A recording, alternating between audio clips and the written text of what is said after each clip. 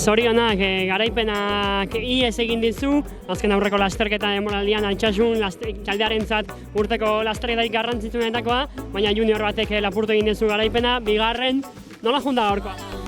Txalutu behar da urko aregi egin duena, eta bigarren postua lortu dugu behintzat.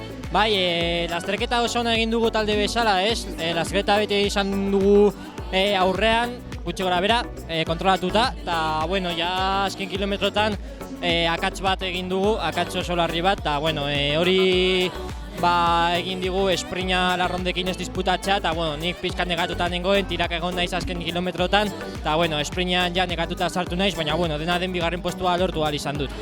Azken kilometro arrarok izan dira, hemen azkeneko aldiz pasatzean ederre jor du, hor tarte ireki du, eta gero, Eianderen azken eraso horrek pixkatanan eskolak ditu, pixkat esprintak egin nahian, sorpresa eman nahian hori.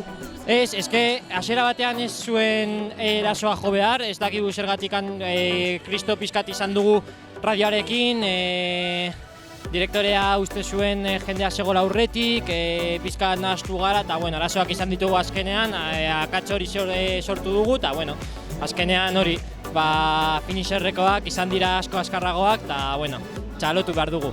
Esprintean zu bigarren, ez dago gaizki?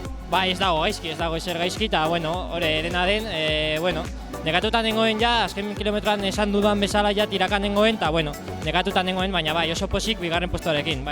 Zorionak. Mila esker.